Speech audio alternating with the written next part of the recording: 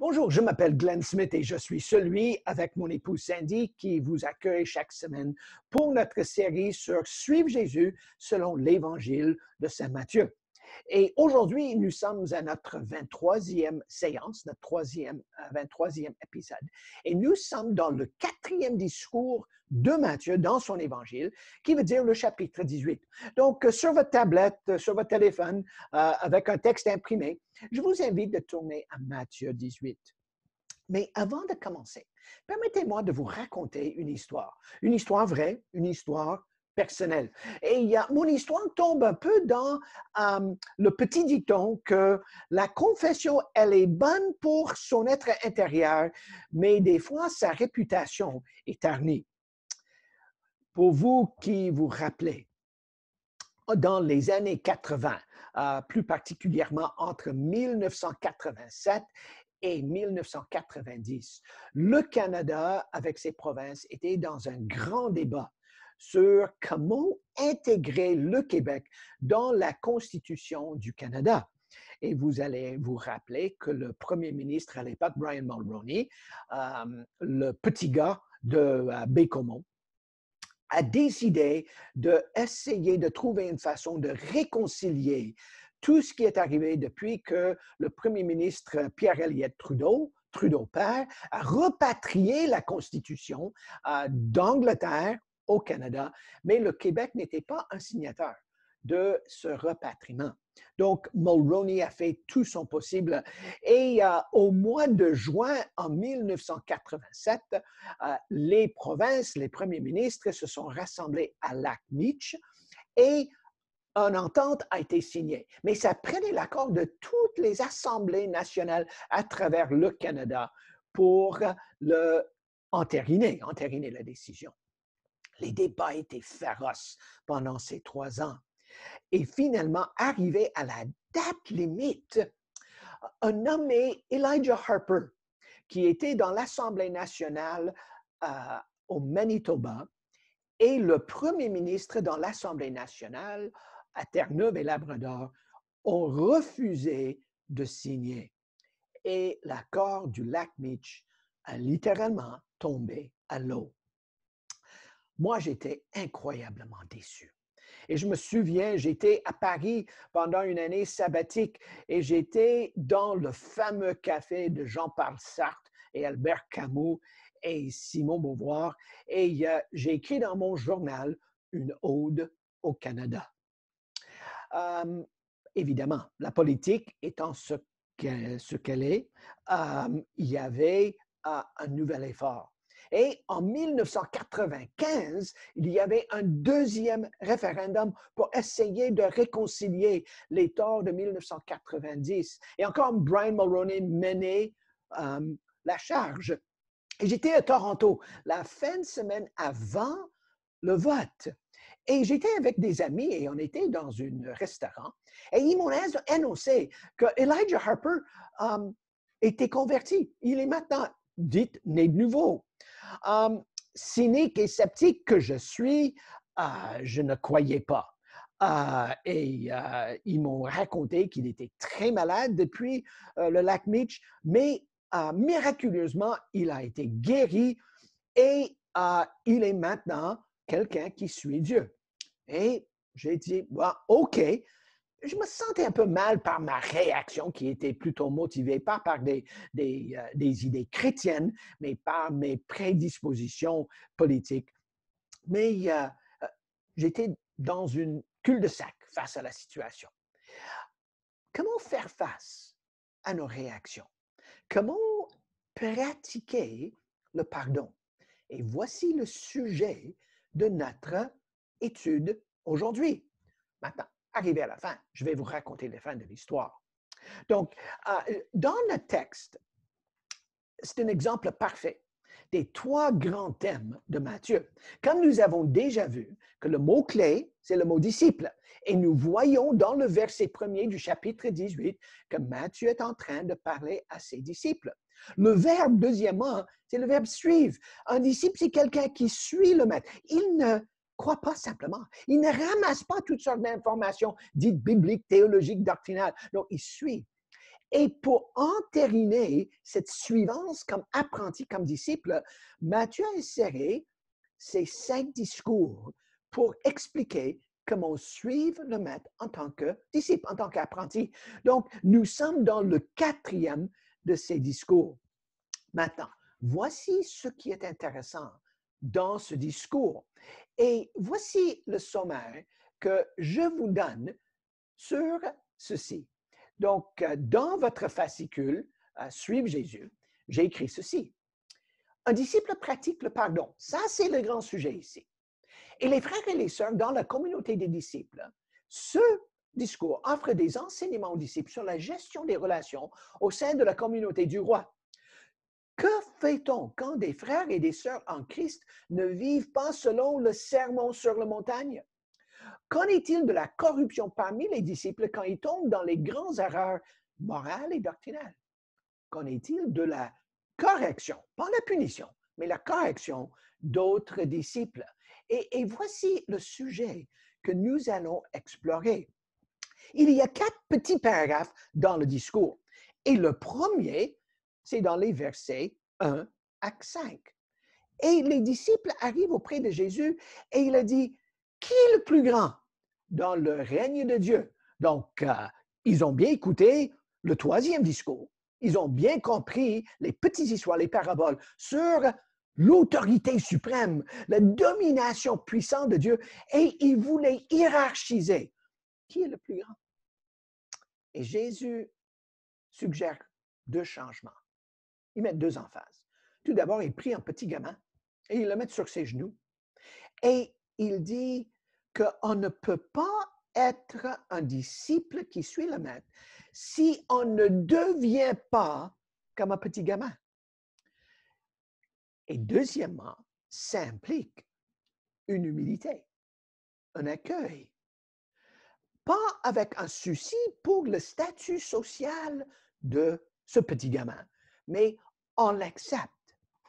Maintenant, en lisant ces versets, n'oubliez pas, Jésus exige quelque chose qui est génétiquement impossible. Moi, je ne peux pas à mon âge, vous ne pouvez pas à votre âge en tant qu'adulte, vous ne pouvez pas redevenir physiquement un petit gamin, une petite fille. Jésus avait déjà enseigné dans le 16e chapitre que la façon d'approcher Jésus comme quelqu'un qui le suit, c'est de ne pas se mettre en avant de façon agressive. Non, il faut pratiquer l'humilité et il faut pratiquer l'accueil. Maintenant, 2e paragraphe, dans les versets 6 à 14.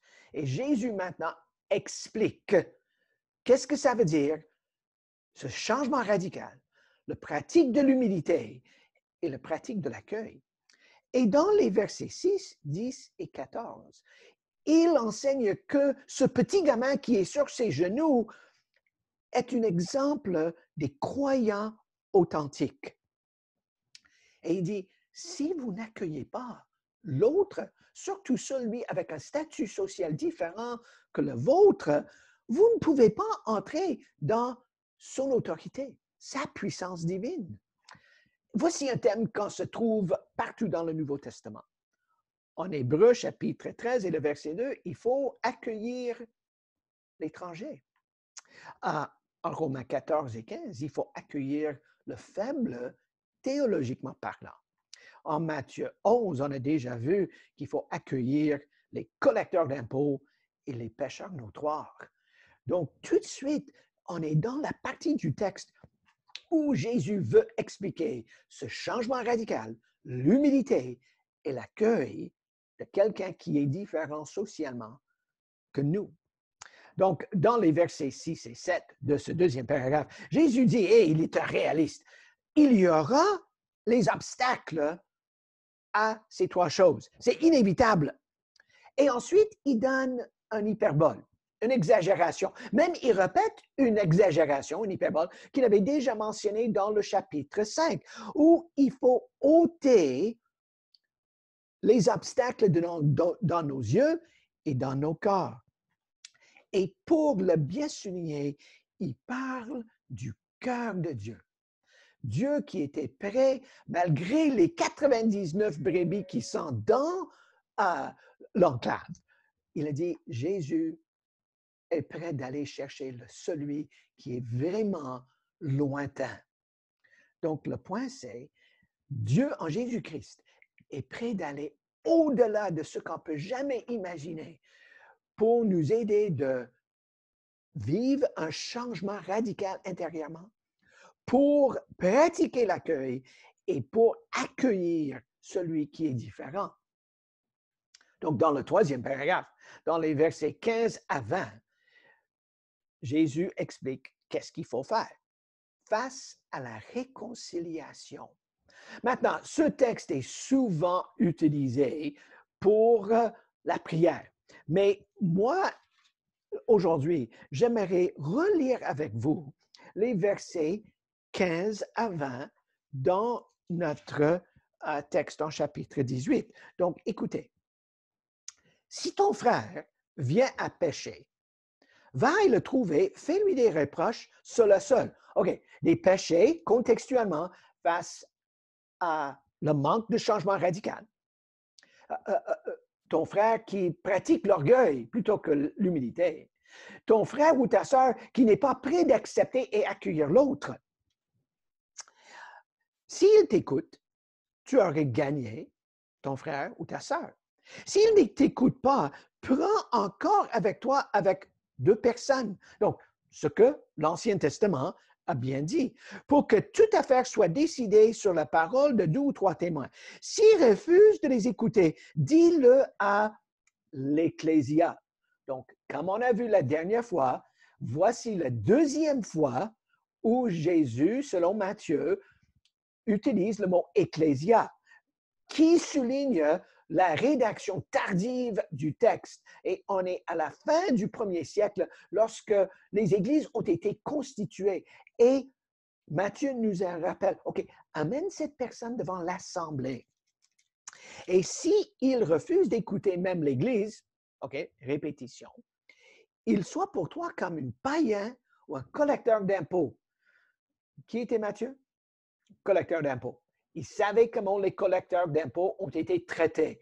Et Matthieu met ici que Jésus dit, s'il n'écoute pas toi, s'il n'écoute pas les deux témoins, s'il n'écoute pas l'Église, traite-le comme tout le monde traitait les gens comme moi. Il savait de quoi il en parlait. Verset 18. En vérité, je vous le déclare, tout ce que vous lirez sur la terre sera lié au ciel et tout ce que vous délirez sur la terre sera délié au ciel. Exactement le mandat qui a été donné à Pierre au chapitre 16 est maintenant donné à la communauté au chapitre 18. Je vous le déclare, Jésus continue au verset 19.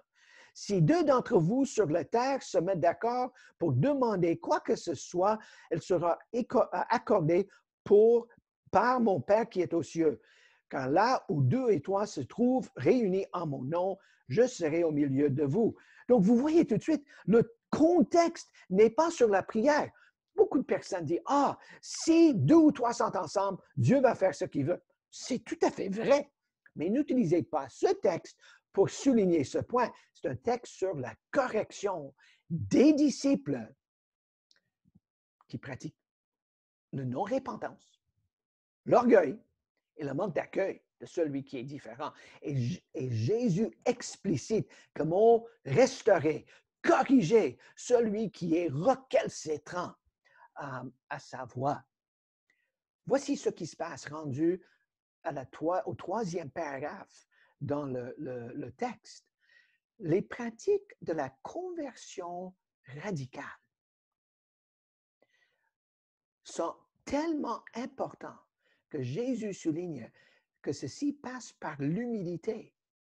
Et il faut le pratiquer dans le contexte de la correction dans l'Église.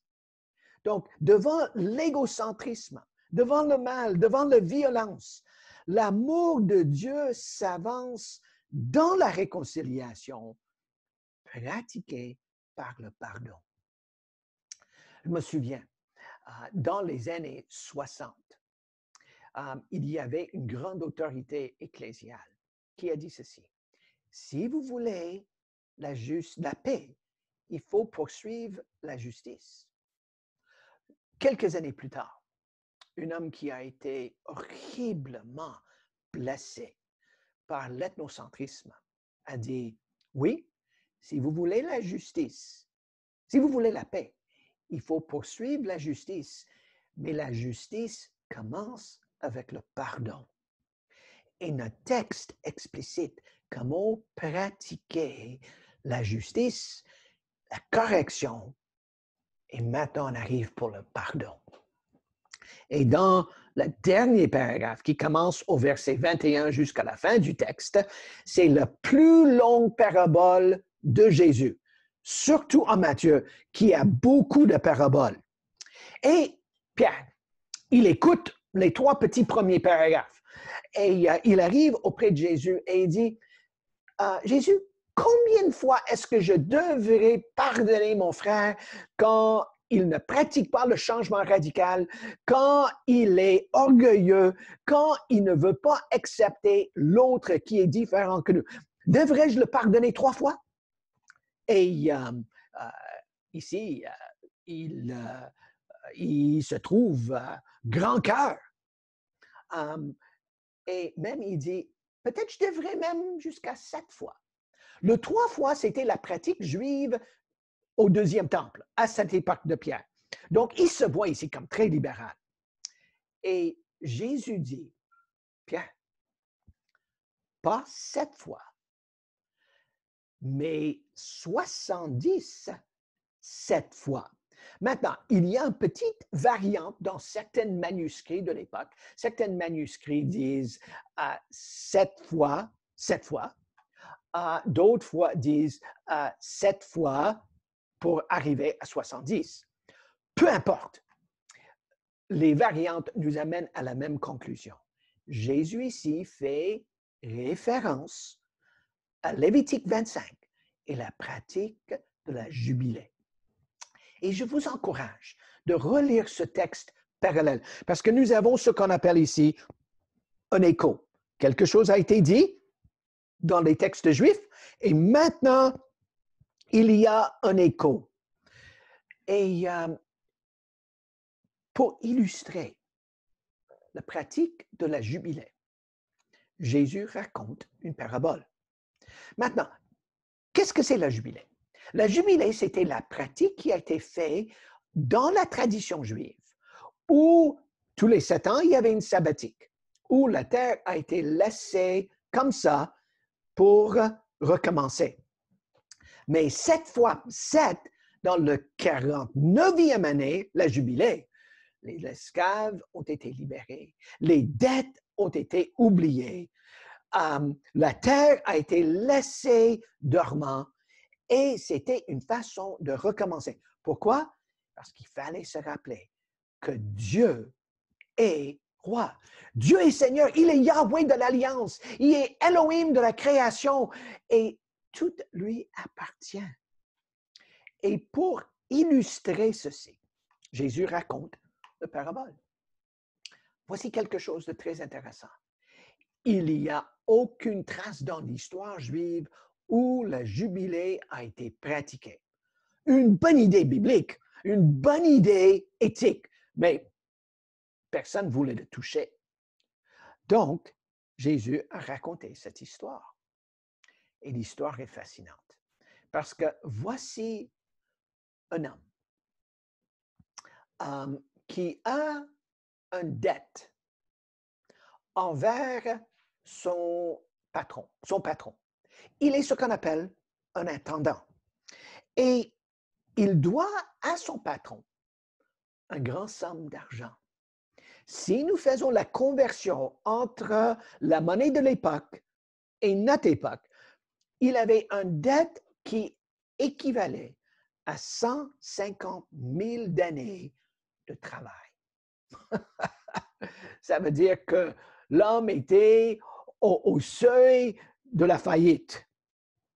Et il arrive auprès de son maître, son patron, et l'intendant plaide pour la grâce.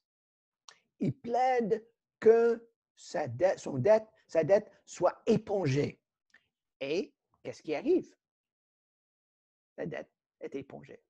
En sortant de cette rencontre avec son patron, il voit quelqu'un qui a une dette envers lui.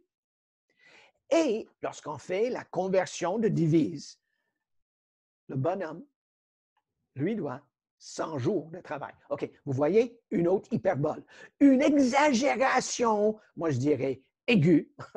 Moi, je fais une hyperbole avec l'hyperbole. Pour souligner le contraste, le bonhomme a été pardonné pour une dette de 150 000 d'années de service. Mais il n'était pas prêt d'éponger la dette de quelqu'un qui lui devait l'équivalent de 100 jours. Et à cause de son action, quand les aides de camp du patron l'ont appris, le patron a été frustré. Et Jésus raconte ceci. Et à la fin du texte, qu'est-ce que Jésus a dit? Et n'oubliez pas, Christelle l'a bien souligné lorsqu'on a fait chapitre 13, ce qui arrive à la fin du parabole est toujours le plus important. Verset 34.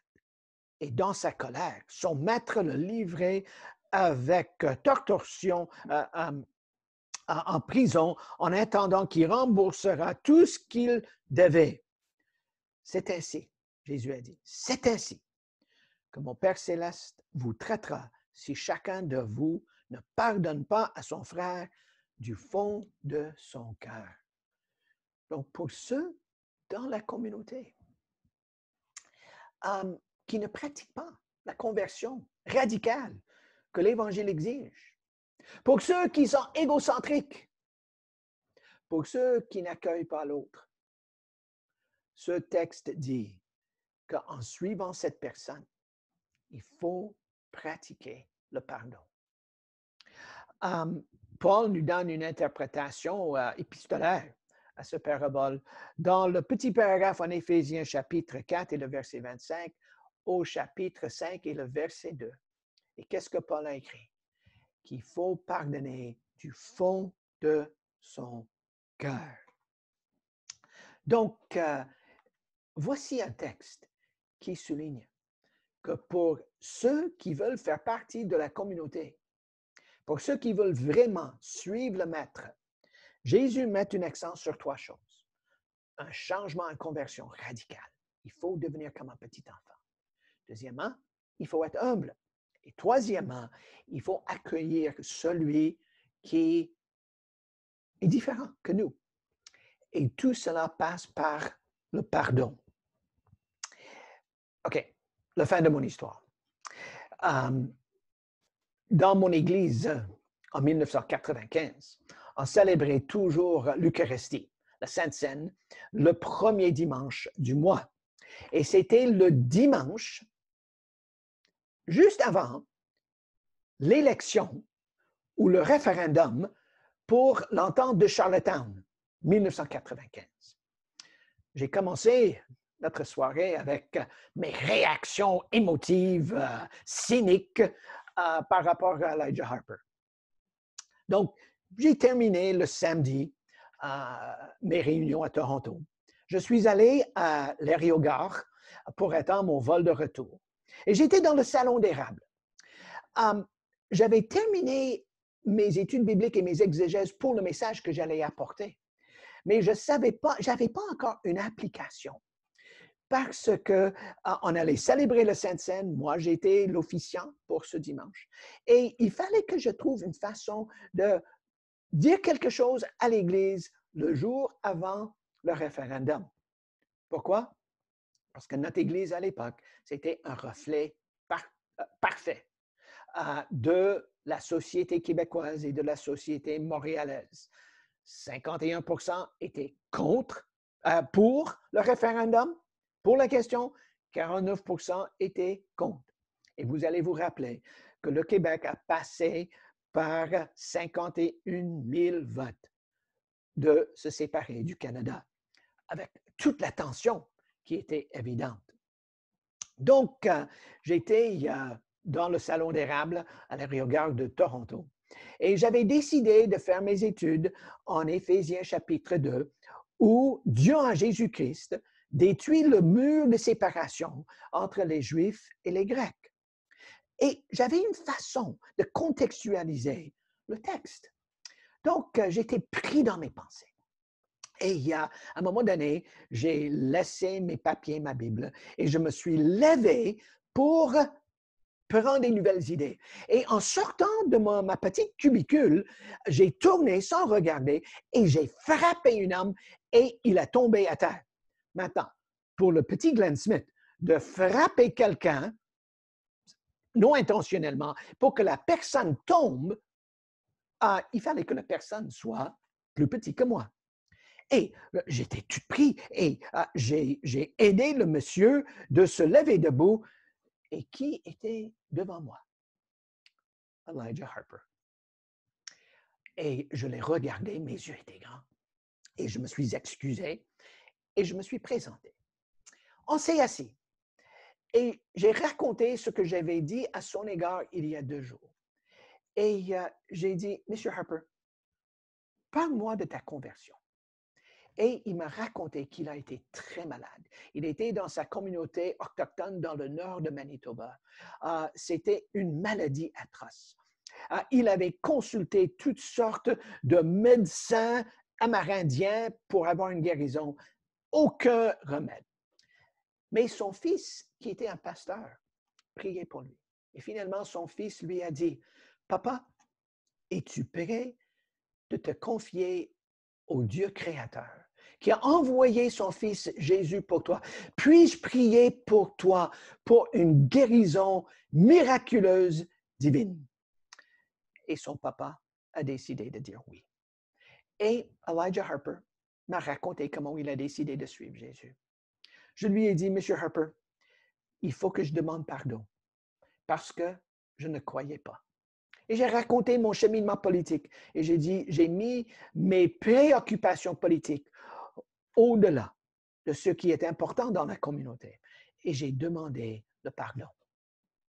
Et M. Harper, il a souri, il a dit, oh, M. Smith, il y a toutes sortes de Canadiens chrétiens comme toi qui m'en voulaient pour ce que j'ai fait en 1990. Peu importe, j'avais mes raisons, mais maintenant, nous sommes frères en Jésus-Christ. On a pratiqué le pardon mutuel. Donc, Matthieu 18 est un texte très cher pour moi parce que j'ai dû le pratiquer d'une façon publique, pas simplement individuelle.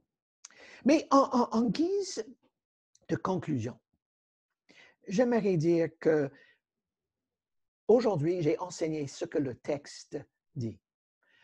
Ce que Matthieu semble vouloir avoir enseigné. J'ai fait les liens avec l'Ancien Testament. J'ai fait une application, une appropriation pour ma vie. Je sais que le pardon n'est jamais facile. Il n'est jamais facile lorsqu'il est question de l'abus sexuel, l'harcèlement sexuel, lorsqu'il y a les blessures du passé énormes. Qu'est-ce qu'on fait? Et moi, j'aimerais conclure notre enseignement en disant 2 choses. J'ai dit, le pardon commence dans sa personne, avec la conversion. Ça commence avec l'humilité. Ça commence avec la bonne intention d'accueillir l'autre. Ça ne veut pas dire qu'il faut recréer la communion avec la personne. Des fois, il faut garder la distance. Mais le plus important, c'est ce qui se passe dans sa personne. Et si vous m'écoutez ce soir et le pardon pour vous est compliqué, difficile, et peut-être selon vous impossible, je vous invite de contacter les gens dans votre Église qui sont responsables pour l'accompagnement spirituel, que ce soit votre pasteur, que ce soit un ancien ou un diacre dans votre Église, que ce soit quelqu'un qui a les compétences en relation d'aide pour vous aider. Mais je conclus en disant ceci. Dans la communauté de foi, ce qui nous distingue, c'est notre capacité de pardonner du fond de notre cœur. C'est ça bien pour nous. C'est bien pour notre relation avec Dieu. C'est bien pour la communauté et notre témoignage dans le monde. Il n'est pas toujours facile, je comprends, mais je vous encourage de continuer votre cheminement pour que vous puissiez vivre pleinement ce que l'Évangile enseigne. Donc, permettez-moi de prier pour vous en conclusion. Seigneur, je prie pour tous ceux et celles qui m'écoutent aujourd'hui via les différentes plateformes technologiques. Et je prie que la réalité de Matthieu 18 puisse être la leur. Et Seigneur, dirige ton Église pour que nous puissions être les apprentis qui pratiquent ce que ce texte dit. Au nom de Jésus. Amen.